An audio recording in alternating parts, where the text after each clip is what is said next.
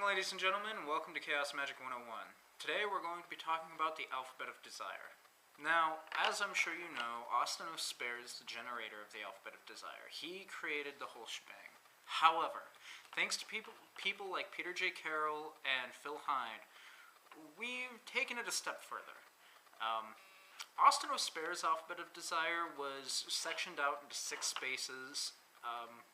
It was good for what it was. It served him well, but it fell short.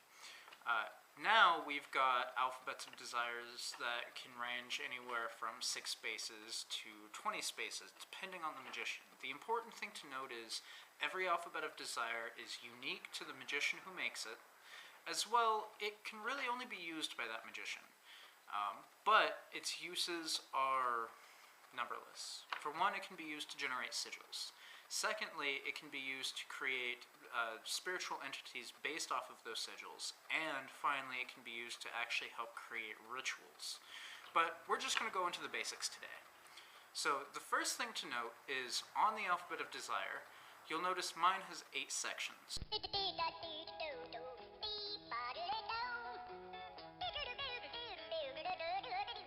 Each section has been we'll refer to as a sphere, and has been broken down into 3 subsections and then 6 subsections beyond that. I know it sounds confusing, but it's actually pretty simple. So, like I said, each section we're going to call a sphere. So, my 8 spheres are fantasy, hate, creativity, desire, memories, love, death, and power. Now, sounds like a lot, but later, we're going to go into how those relate to different types of magic. For now, let's just know that these spheres are pretty much the 8 that all things that essentially I do get channeled into. Now, you can make your own. You can have 6, you can have 3, you can have 5. It just depends on how you want to organize your own magic. Chaos magic tends towards 8 because, well, as you know, 8-pointed star, 8 types of magic, yada yada yada, but really it's up to you. So, in these 8 spheres, you'll notice that directly below them, there are these little purple marks. These are called curbs. Each sphere has 3 curbs. One's a tangible curb, one is an exalted curb, and one's a corrupted curb. Now, going from right to left, you'll notice that it goes corrupted, tangible, exalted. And let's take the sphere of hate, for example.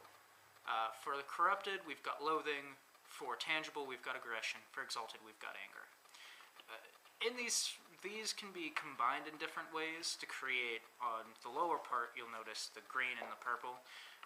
These are masks. So, in each sphere, like I said, 3 curbs, and then there are 6 masks that can be generated by grouping these 3 curbs together in different ways.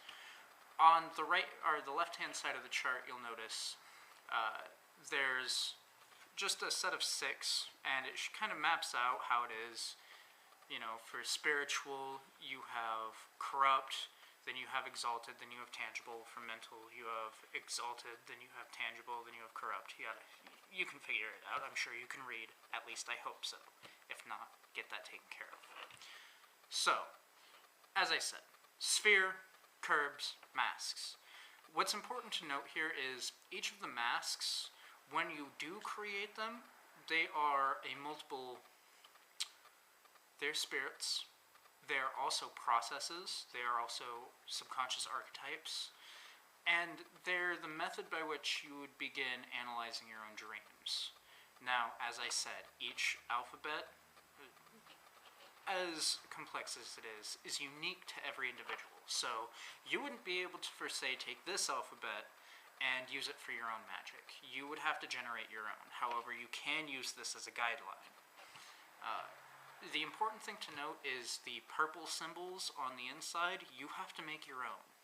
Now, obviously, for the symbols for each sphere, I've just used planetary symbols. I was really into Kabbalistic teachings, so it would make sense why I went that way. However, I suggest that you find what works for you and do your own thing.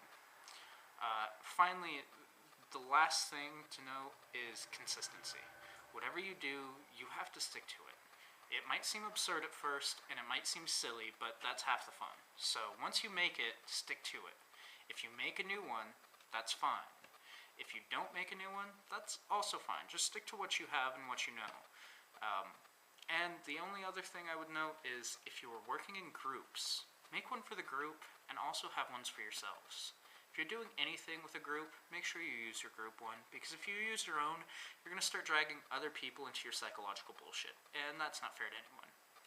Well, that's all for today, folks. So I hope this was informative, and I hope I don't sound too insane by this point. So, all hail Discordia 93 156. Good night.